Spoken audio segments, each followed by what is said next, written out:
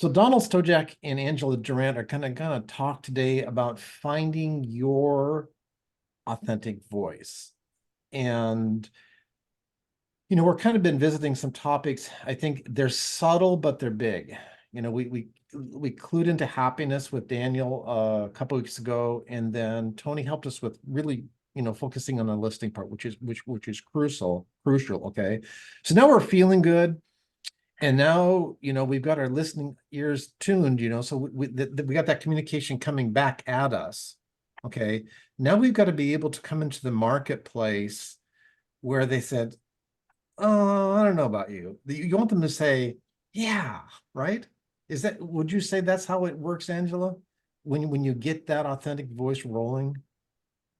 Yeah, I think you could encapsulate it with the words positioning yourself. Yeah. Because the positioning, there's several things that come underneath this idea of positioning yourself, but it is fundamentally, if we put you in a room of other people, and the people that you really have the skills and the emotional desire to help best, can they identify you, and can you identify them, and can others identify them for you at the same time, so that Yeah. your authenticity shines through to the right people? So you're telling me a generic cut and paste marketing message is not the answer, that you've gleaned from some expert somewhere that might have worked or might not have?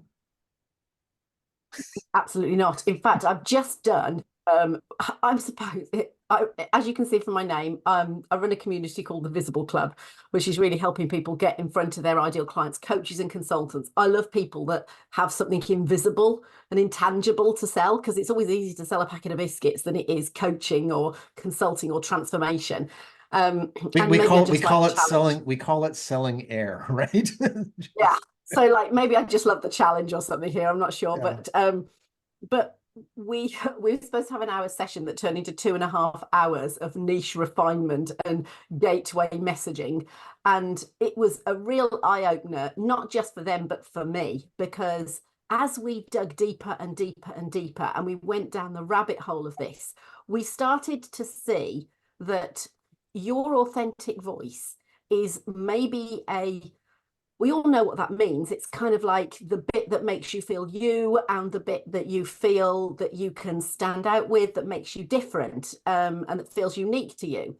But when we really had to get into it, it isn't a module in a course, because it's so much more nuanced and refined than that. For example, one of the ladies, she came with the generic question is, I don't know what I'm doing. I feel really stuck. I know I should be out there trying to get more clients. And she's a coach and she's worked with loads of different people. And I said, well, it's like, well, where are we aiming? Relationship coach. She said, I want to go towards relationship coaching. And on the surface, that looks as if it's a message or it's a market, but it's not. It's not a market. It's it's it's a very broad spectrum of, like, how many of us are in a relationship? Like billions of us are in some form of relationship. I'm in a So when relationship with the chickens that want me to break the ice off their water. But right, so it's like there's like take it. So then we took it a little bit. It's easy to just kind of almost talk you through the conversation that I had with her to show you what Okay. we mean by this. So we got a bit deeper into it, and I said, look, you know that the coaching that you do or the work that you do can help a lot of people, because there's a lot of generalization to things, and actually many people are so specialist at what they do, they can turn their hands to helping different types of problems and different types of people in different types of ways. So it feels too difficult for people to try and define that, and they also feel really as if they are cutting off potential revenue, Mm. or opportunity, if they narrow it down. So we got a little bit more granular in a different way. Instead of cutting off opportunity, we started to get a little bit more clear. So I asked her the question, what I said, so like you've worked over the years with quite a few different types of people, and the people that you're telling me that you like to work with or have done quite a bit of work with is in relationships. And she said, yes, around conflict. And then she went a bit further and she said, not just conflict, she said resentment. And I went, Mm. stop. I said, stop right there.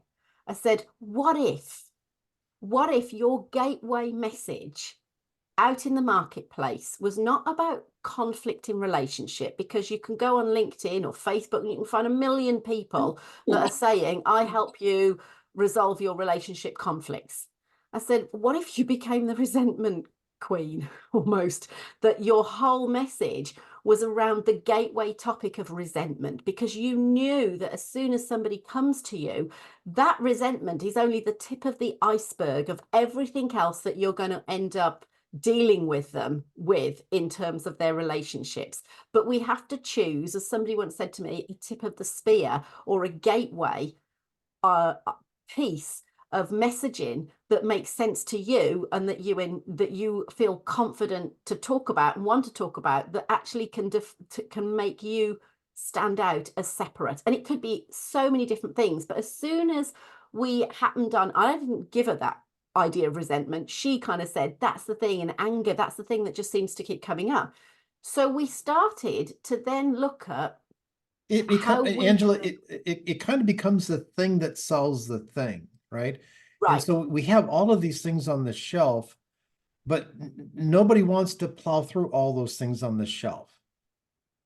No, and it's very hard to do it for yourself, to be quite honest. At the end of our session, I actually went back to my community members and basically asked them the question, sell me, sell us. What is happening for you or or people like you in the marketplace right now, with all of the stuff around them? What's happening?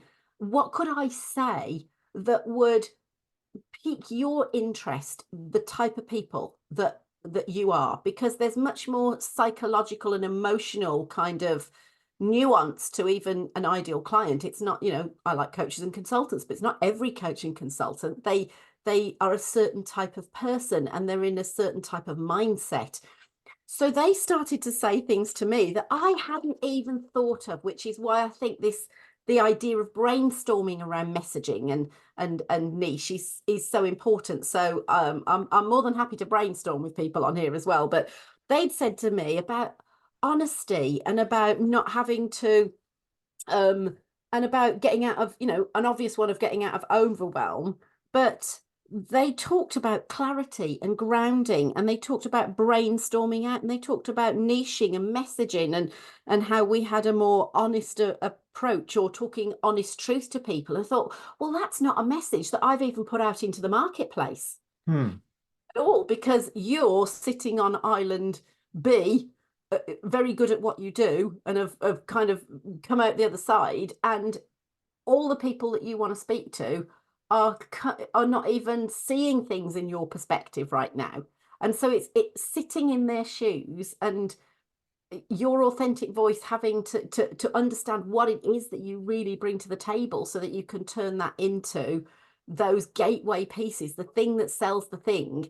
It's way more nuanced, and and unfortunately I think people, it's kind of an innocence that when we take a module and it's called ideal client or your Mm-hmm. message, that we think we've done job done. But if you've noticed how busy it is out online at the moment, how many people are coming out in certainly my industry, maybe your industry too, it's so important to revisit the area. And for me, authentic voices message is one of four areas of your authentic voice.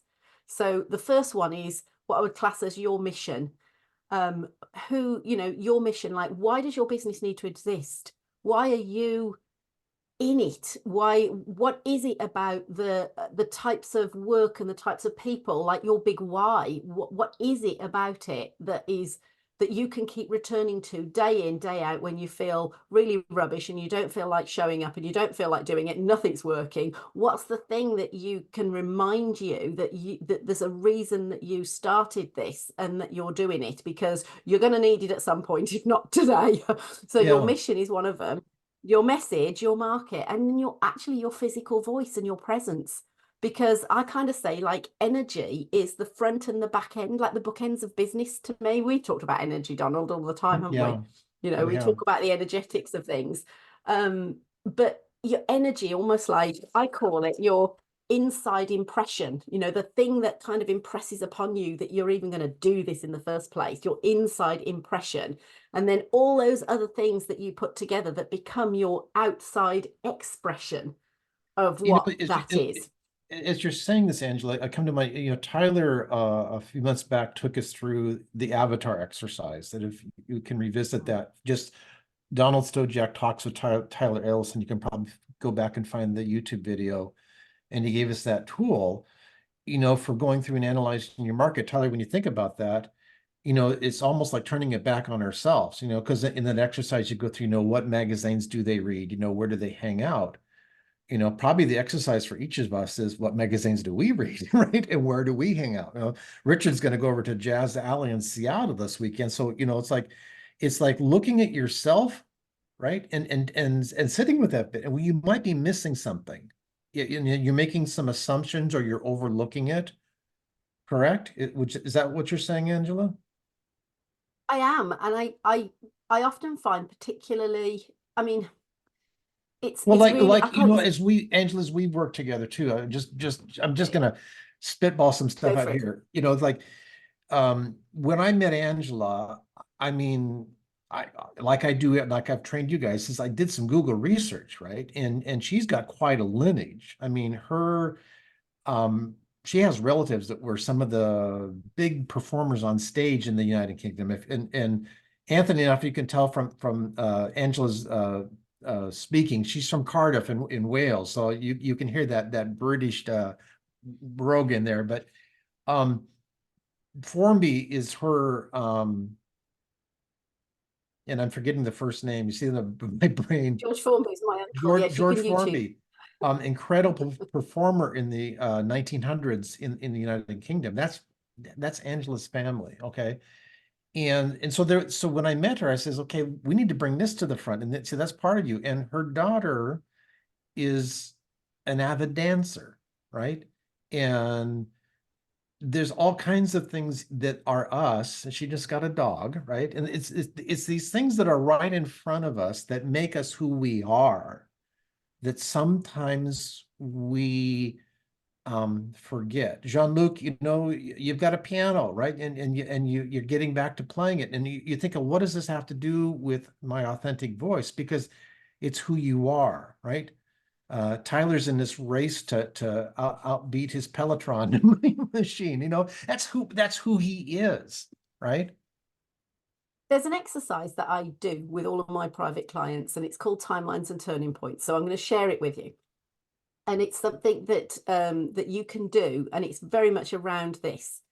And one of the things that I find is, and I quite like words, and if you take the word message, half of the word is mess, and the other half is the word age, which means that your message is probably going to come out of half of your challenges at every age and stage of your life. But the timelines and turning points is this.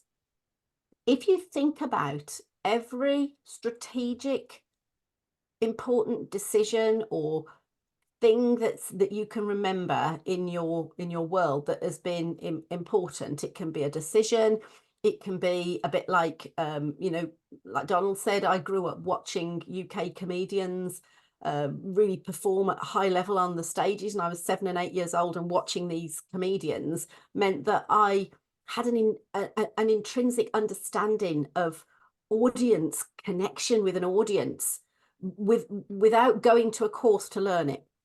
So these are the things that are inherently have come through your journey. And so what I get people to do sometimes is either I get them to do a video and just say, tell me your story, thinking about the most important decisions and timelines in your life. Some of us have got a lot more life to think about, and some are a little bit younger. But those timelines and turning points, when you start to look at them, you tend to find there is a theme in there. And those themes, they are so integrated in who you are that you are the last person to see them. you are the last person to see them.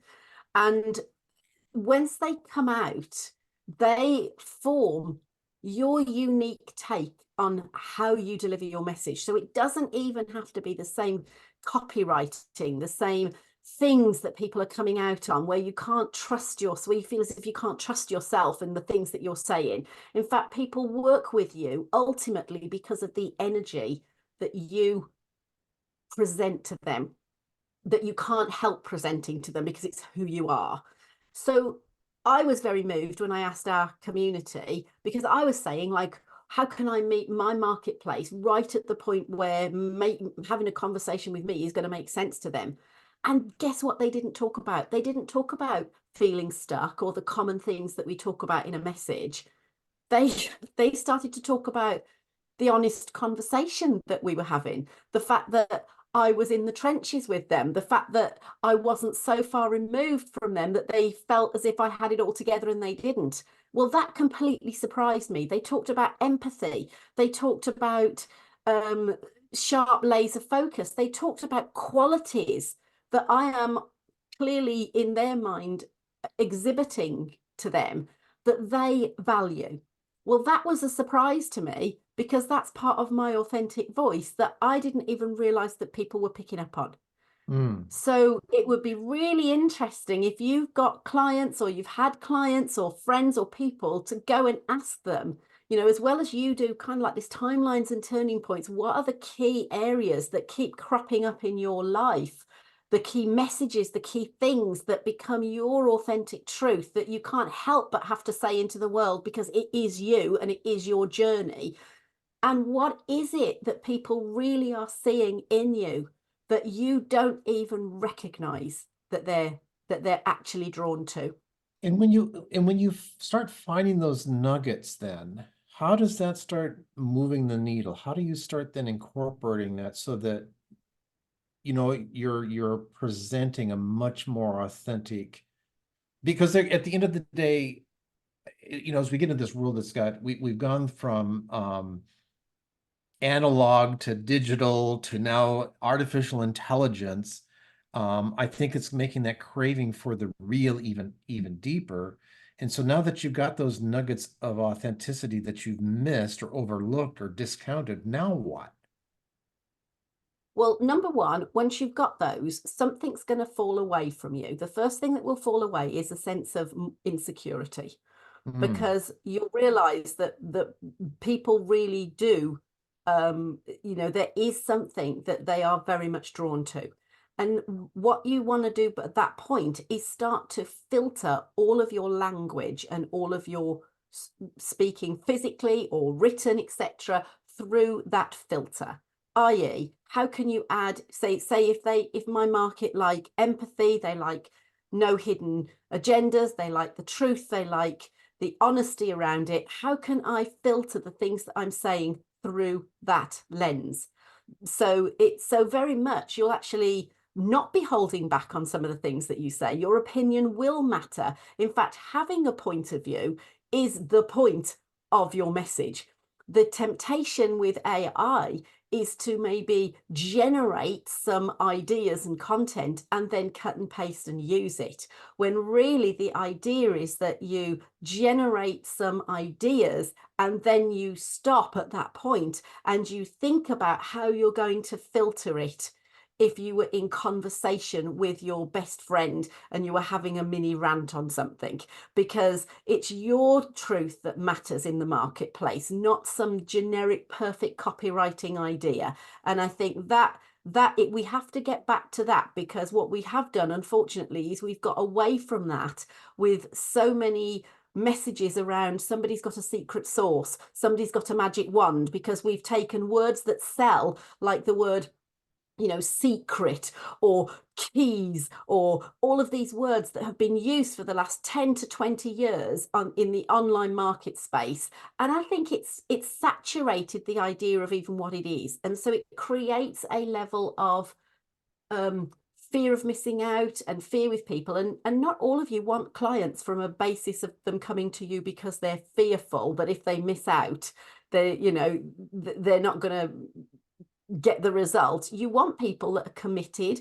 that are decision makers, that are thoughtful, that come at something with a decided opinion of it. And so some of that is going to help you filter it out. You can get to choose. For me, it's like your niche refinement. You, by being more of you and being truthful to you, can drop the insecurity, drop the imposter syndrome, and actually start to speak in ways that the people that are really going to get the best from you are going to be wanting to hear. You don't want to sound one thing in an email and then another thing in a conversation, because Ah, that's going to be a complete disconnect. you know, another in a mastermind group I'm in, they had a working session today, and the three words that came out were consistency, quality, and simplicity. But the guy, he just nailed on the consistency part. He says so many times in messages with your marketplace, he says even from the headline to the body of the text to the call to action, it's not congruous, right? It's like all over the place. And we've gotten in some bad habits. I'm guilty just like everybody else, right? I can remember 10 years ago, I was working on a project, it was a software company, and I said, that sounds like Dan Kennedy. And the guy says, well, it is. You know what I mean? It was like he had taken a Dan Kennedy long form letter and basically just cut and pasted it, right?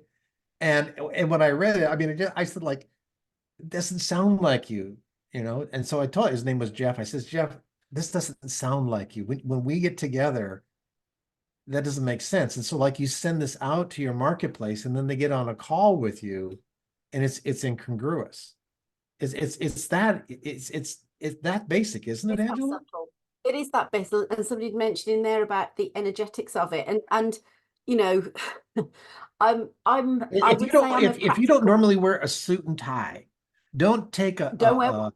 don't yeah, and don't have one as your profile picture, right? If you know if you're usually casual and laid back, let that be your profile picture on your social media. Don't. Yeah, you know what? It reminded me, Donald, of those old opera photos when I was a performer, where Yep. they walked out on stage and they were like 30 years older than their fuzzy profile Yep. picture. You know, it's like it's the same Yep. thing.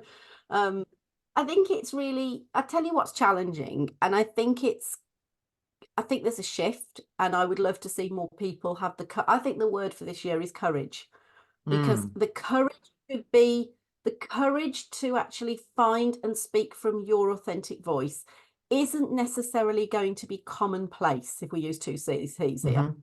it's not going to be commonplace. There is still going to be the push to write what other people say works. It might work for them. It got you Hmm. there or me there. But if if if if it's not us, if it's not our voice, if it's not, if you can feel energetically that it just feels a little bit off, just not quite, you can't put your finger on it, but it just doesn't feel right, then you've got to pay attention to that, because there is a way of brainstorming and working out what is the right language and the right words that will work for you and that will work for the people that you want to help.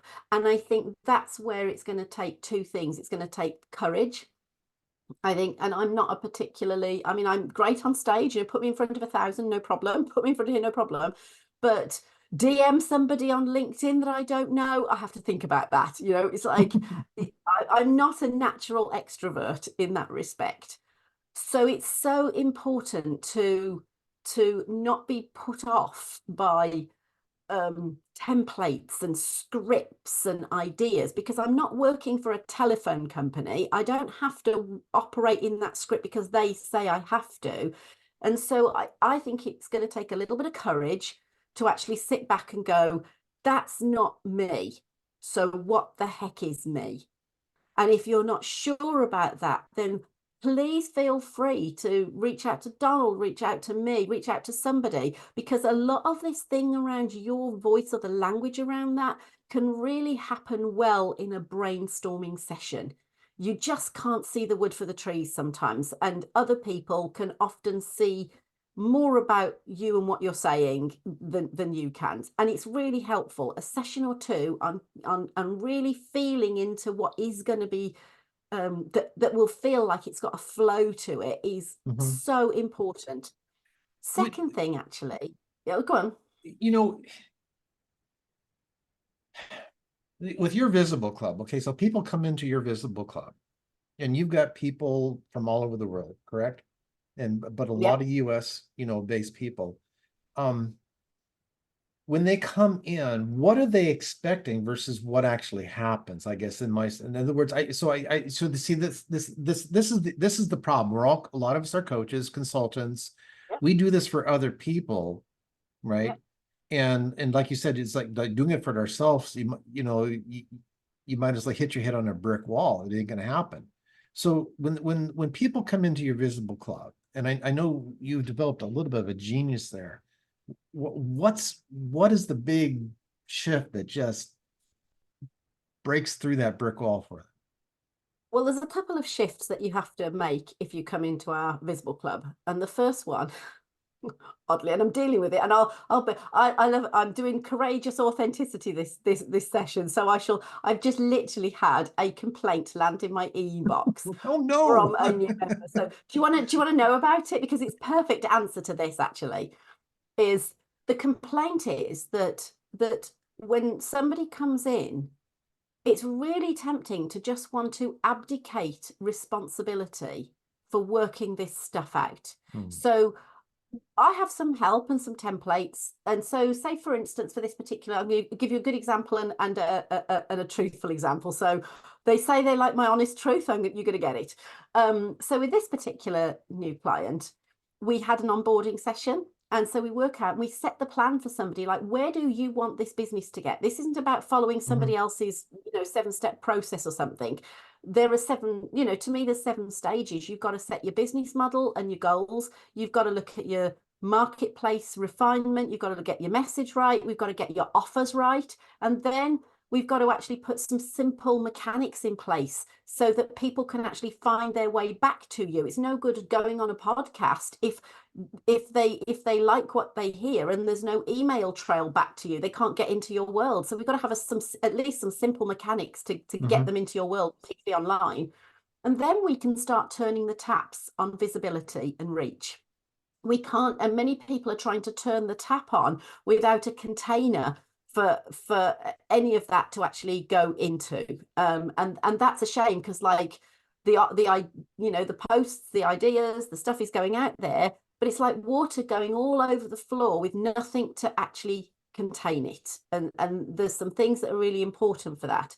So let's say for this client that's not particularly happy at the moment, and I like people to be happy, but so I gave her a message blueprint that we will work through with people. And by the time somebody has worked through this message blueprint, where you're answering these questions and we're getting this out of you and we're going through some back and forward over this, you really do have your content and your pillars and you really understand what you're doing and saying. Mhm. And on the other side of it, we've done it for one lady and completely rebranded her from what she was doing to her brand now is Build with Boundaries. And she has created podcasts. She's got a personal brand. She's created her one-to-one clients. She's got a really unique message. And now she's created a whole networking. So she's literally coming in within the year, created a whole personal brand that people are recognizing in the marketplace. Mhm. Because as a solopreneur, you have to be recognizable. Okay. It's not just I'm a coach or consultant. So the person that isn't very happy right now, I realize has come in with a false expectation that she can fill out a message blueprint. I'm going to tick it like we've got a tick box at school, and that suddenly any corrections that I make are going to be super perfect. And she's going to put that into the marketplace, and everybody's going to come rocking into her world and buy her book. And I really hate to give her the truth because the thing is, like, this isn't what I expected. Well, no, because what's out there in the marketplace is coming into my program. Here's 90 million videos to watch. So you go into the learn mode rather than the earn mode. Whereas we say, right, within the first 90 days, we've got to make sure that we've got an offer and a message, and we're really using your low-hanging fruit, people that you know, like, and trust already, to create something in the marketplace that people will buy within the first 90 days. Because if we can't validate an offer with a group of people or a person, then we do not have a business to build. End of. Yeah. We just don't have a business. So we can't just keep flapping around for 12 months. So often when we're in there, then when people are stuck, it's because we need to refine the niche further. For instance, one of the ladies, she doesn't know whether to go through to do corporate. She's a values. She does values with people. Well, Okay. that could be go anywhere, couldn't it? You know, individuals need values. It's a foundational piece. We operate from values. So where does she go with values? So she was working with a coach on corporate, and she's got us, and I just said, look, start off with energetically, where do you want to go? Because, and who do you want to serve first? Because if it's not about having to cut off all your options forever, if it's about just choice, you can't chase two rabbits up the hill in opposite directions. You cannot launch two rockets and one to Mars and one to the moon, and you're sitting in both of them. You can't do that. You can do it, you just can't do it all at the same time. Where do you really energetically want to start, even if you're not sure it's going to work? So once you've chosen that, now we can really start to play. Now we can refine further. Who, at what point do people start to really think about values? Well, two places. There's a cue and there's a trigger. Either what I call a crisis happens, something happens, and your values are triggered, and you shut down and you go, that's it, no more. And you don't even know why, because like it's just hit you. So I call it the crisis trigger. Or there's a kind of chronic feeling about values, like just feeling undervalued, or something's going on for a long period of time. It's like having back pain, isn't it? It's like either we're living with something chronic or something crisis happens. And for values, once she realized that she could talk to people from those two places, she was able to, the idea of messaging was not difficult, Mm-hmm. because it's about situations and scenarios once she'd chosen. So for me, she had to choose energetically which lane she wanted to go in first, authentically for her. She had to make the choice. She couldn't serve everybody right now, so she has to make the choice. She chose it just for the moment. This is the pathway I'm taking right now for the next 3 to 6 months. Okay, so at what point with these people is values, or potentially your work, going to make most sense to come in? What's happening that's going to trigger a point where you would even consider working on this? Now, on the whole, we don't have a problem in a relationship and go, that's it, I need to sort my values out before I go any further. We Mm-hmm. don't do that. We just have a problem. So Yep. it's that message before the message, almost. It's the trigger.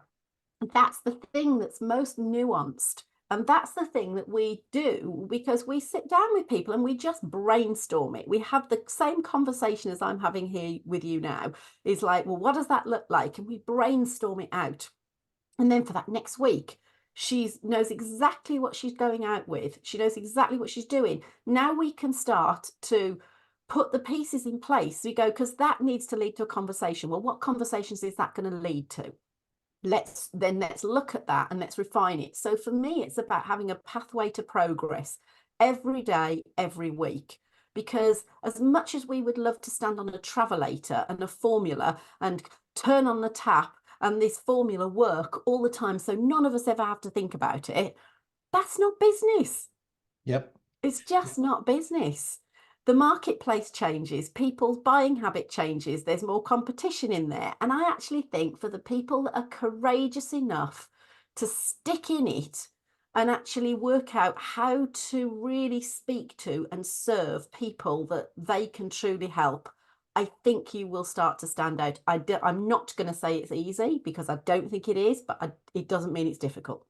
And that phrase that you just said, how can you, I mean, who is it that you can truly help, right? And that's it's making that level of connection.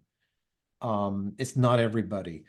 I've watched Angela turn many people around on this as I engaged with her for we've been dating for a long time. Angela. I wouldn't have him any other way. How many years? Well, he's got the same. Do you realize he actually shares that it's about 6 years, isn't it? But he Yeah. shares the same birthday as my husband, so he's kind of like my second one. Yeah.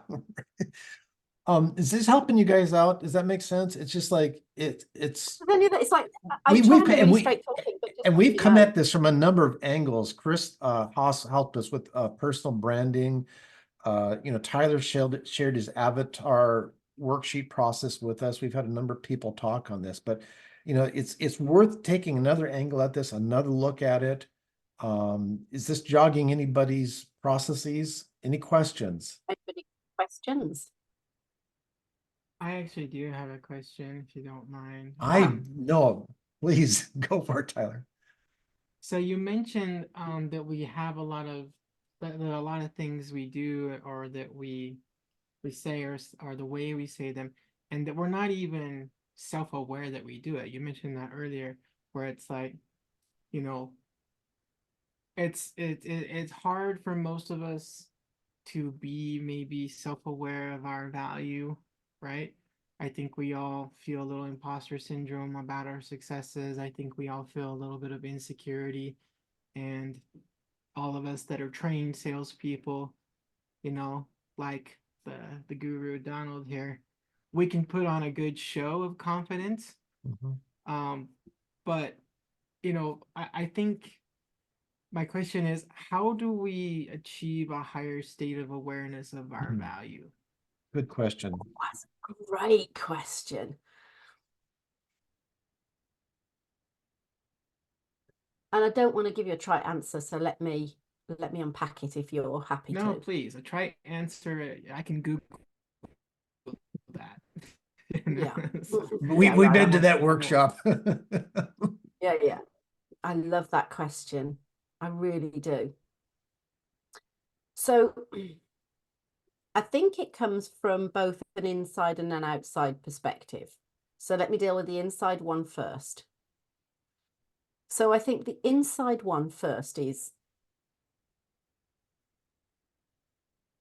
we have to want to be of service. And that sounds too simple to start with. So let me unpack it. Being of service is what I think qualifies us to even be on this planet, to be quite honest with you.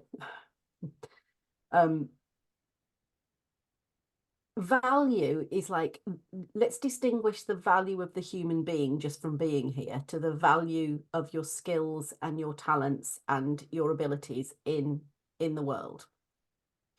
So very often we mix up, and I'll hold my hand up to this because Donald and I've had a million conversations on it, is we innocently mix up a sense of our own personal self-esteem with marketplace value. And for the solopreneur, they can be feeling very interlinked because confidence, can be a fleeting butterfly at times. But being of service is the first touch point to go from, because when I sit there, if I sit there and go, how can I be of service to the world? How can I be of service to my community? How can I be of service? The next thing that we come to from that is, if we don't drag up the seed as soon as we've planted the question, we come to the next bit is you start to look at your background, your skills, your experience. You start to look at what I call the practical things first of all, because it's easier to start with the practical than it is the intangible. So it's okay to start with the practical things because they are often the most tangible things that people will buy into. For instance, as a voice coach for 10 plus years, most people started by saying, I wonder if you can help me because you're a voice coach. Nothing wrong with that. What started to happen over the course of working with people is that I started to become aware of other things that were going on. So I think this is something that will unfold like a nice red carpet in terms of awareness. Awareness isn't a one move, it's like a ladder, as it were. You can unfold it and go up and down. So as you're often working with somebody on one thing, you start to notice that you start to do something else with them or something else with them. For instance, for singers, I started to end up doing career coaching or strategy or mapping things out, or I found that I could show people how to break things down into tiny things to practice. Nobody had ever taught me that. So it's the actual practical skills that you've either learned or taught, and the ones that you find yourself doing. If you've never read Gay Hendricks' The Big Leap, that's a great one to talk about the zone of genius, which is the things that you are, the things that you find yourself doing over a period of time, or people, as you said, start to notice about you. A good question to go and ask your friends or people about, which I did once, if you're ever feeling a bit low, this is a great question, is to say to people, how would you, what 3 words would you describe me as? What 3 words would you describe me? How would you introduce me to the marketplace? How would you introduce me if you had to? Because things like my own, Donald mentioned my background. It's so commonplace to me that I don't think to mention it. So awareness is something that goes up and down, but once you see, it's like a ladder, but once you see something, remember, you can never unsee it. So once you've understood a little bit more, like, and asking people, like, how did, if say at the end of every client session, I always say to them, I said, like, what's one action you're taking, and what's one thing that you personally are taking away today? You can only ever take one truth with you. What's the truth that you've seen today? And when that comes out, you start to notice things. So value is about what's valuable to other people about the way that you are approaching things.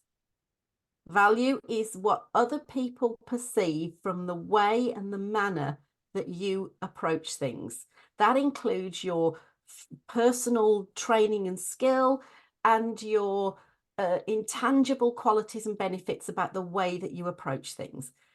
So a good example of this is, Donald, I don't even know if you remember, was I remember 6 years ago having a short conversation with Donald going, I don't know which direction to go in. Anybody else ever had that conversation? I don't know which direction to go in.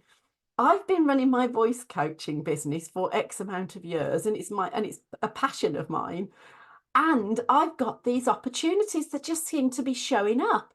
I've just worked with the Ministry of Defence, or I've just worked with corporate, or people are coming to me, and I don't know which way to go. And I remember Donald said to me, he said, go towards business and let it pay for your passion. And it was a complete change in direction to me. And he said, the thing is, your functional skill is voice coaching. You've learned it, you've studied it, you can do it, you've followed the rule, you can do it. He said, but your zone of genius is more towards business. Well, at the time, I couldn't even see that or even believe it, because in my mind, if I had a zone of genius in that direction, where was the millions? Like, where was the millions? But actually, it was about the things that inherently I found myself doing and saying to people that were outside my functional skill. And then looking at that, knowing that, and realizing that that had absolute value to the type of people that I could truly help. Does that help you a little bit to unpack that, Tyler? Is there anything It I've missed definitely out? does, because I had never stopped to think about, like, all right, so if we're trying to determine value, like, what is value? Value is what you bring in service to others, right? So Yeah. value is essentially worthless if you keep it to yourself, right? I mean, how is it valuable And if it's you like have it and beauty. nobody else does, right? So I Right. think And it's like that's a beauty, isn't great it? It's in way the to, eye of the beholder. Yeah. yeah, It's like and it's it's in the eye of the subjective too, beholder. because value is different depending who you're serving, right? Yeah. I can have something that's Yeah. super valuable to somebody and worthless to another, right? So Yeah. uh And that helps you with niche refinement. That helps you with a whole lot of stuff. So I think value, and to look at how your skills and your approach to things is meet somebody at a place where they would find that truly helpful. And if you take the word value and even interchange it with the word helpful, how could that be truly helpful to somebody right now? And then it starts to help you unpack it a little bit more, I think.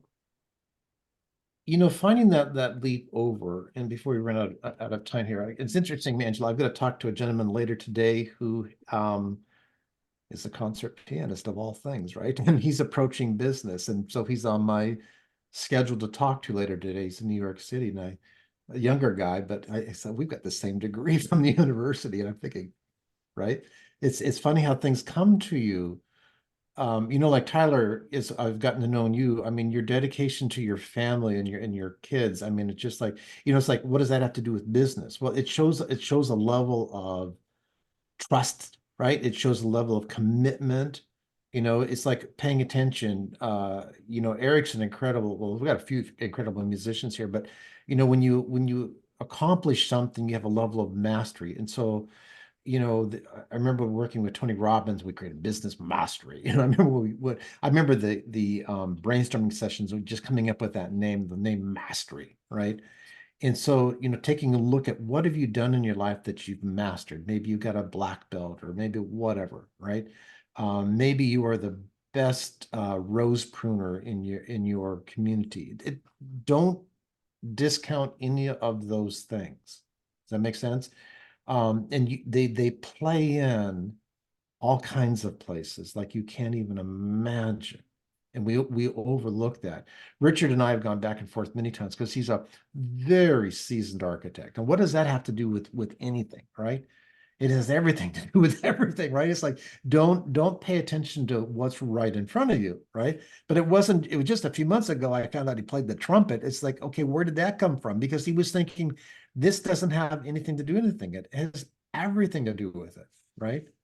It's like maybe you've got the best chocolate chip cookie recipe,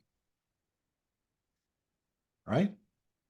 Terry, I mean, can we eat chocolate chip cookies on your diet? But it's like, what is it, right? Is the best gluten-free muffin recipe, whatever it is, right? What is it? What is going on, right? I'm in I the think value has, yeah. go on, I was going to say, just value has the word values, has the word value in it, isn't it? So I think values, it's your value. That's what Donald's talking about, is your values.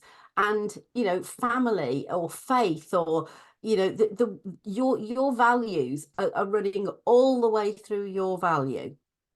And sometimes if we could hit the record button. Tony just went to New York City, and I loved it. He gave us a daily live video from the street, and Tony, I mean, on the West Coast, I get to New York not as often, well, maybe as often as I'd like to, but I mean, it's just whatever. I love New York City. I went there the first time in college. Like for me, that's like a 7-hour plane ride to New York City. It's a big thing. But when you went to Little Italy and went to the restaurant, I mean, it's like stepping back. We hit the record button, okay, and then stop and go back and watch your recording. And Tony, I mean, this would be an eye opener for you. Like you have the record button on, but then go back and watch your own video and say, what am I not seeing? Or look at people's comments, right? What did they say about that video? And maybe this is where we miss it as well, Angela. What you're saying is pay attention to the echoes that are coming back to us. What are they saying about what we're saying? How are they responding, right? And I'd also say, particularly with social media, because it can almost feel like you're speaking into a void.